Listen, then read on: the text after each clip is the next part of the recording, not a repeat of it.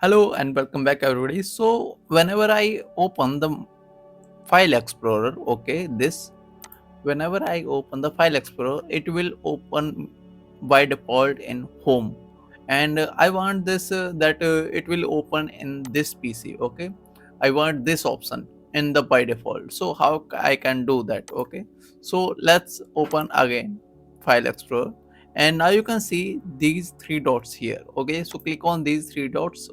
Okay, and go to options. Okay, click on options, and now you can see here open file explorer to home. Okay, this is home, but we select this PC. Okay, this PC. Now apply and okay, let's close it and let's try again.